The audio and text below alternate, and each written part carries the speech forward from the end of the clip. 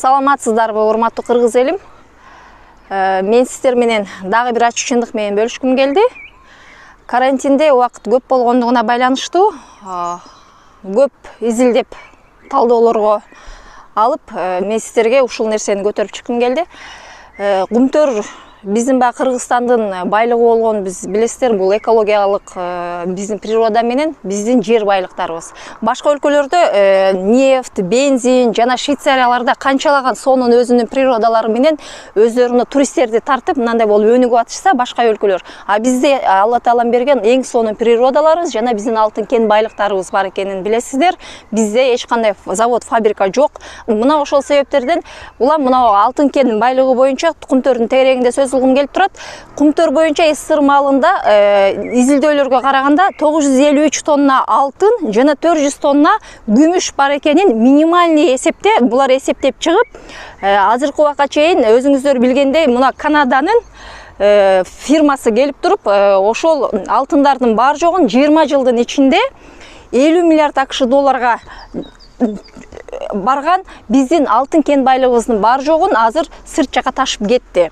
Эми караңыздар, Кыргызстандын өзүнүн башка сырт жака болгон карызы бул 4,5 миллиардтын нарак берагын түзгөн карыз бар экен. Биз ушул карызды ойлонуп, кыргыз эли канчалаган убайым тартып, канчалаган ойлорго берилип, качан биздин кыргыз жерин башка өлкө карызга тартып кетет экен, же бир кыргыз өлкөсү качан жок болуп кетет деген ойлор менен кыйналып жашап келатабыз. Эми караңыздар, 2019-жылы мына азыркы эле бийликтин башында ошол эле Кумтөрдүн жанындагы Сарчат Эрташ деген корукка алынган Кыргыздандын эң сонун жаратылыш жерин, 16.000 гектар жерин ошол алтын казганга берип атышат. Кумтөрдүн келишими мындайча айтканда узартышты кайра. 2042-жылга чейин узартып коюшту. 2019-жылы кол коюп, азыркы эле биздин бийликтин учурунда дагы ошол 50 миллиардка жакындаган көлөмү, ошол эле 1000 тоннага жакындаган алтыныбызды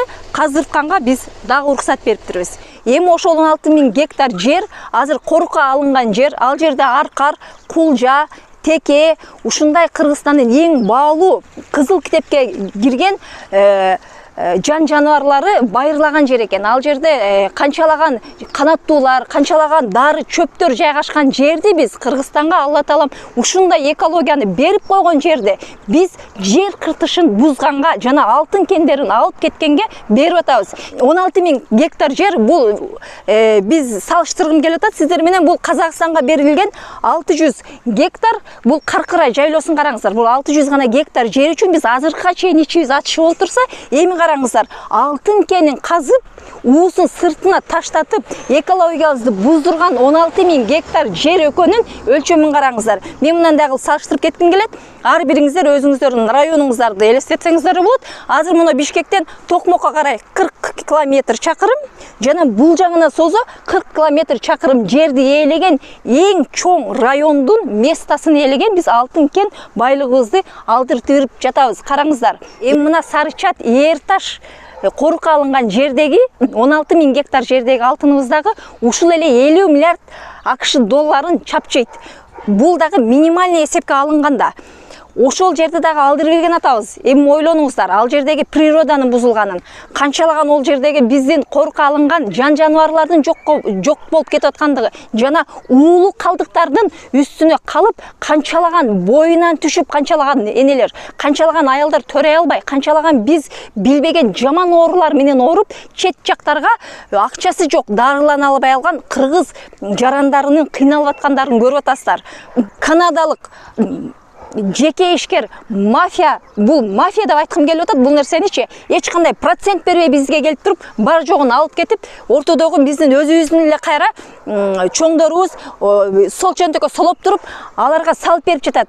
Урматтуу кыргыз элим, ушул кен байлыктарыбызды өзүбүзгө иштеткенге бизде неужели бир кыргыздын чыныгы атуул уул баласы жок?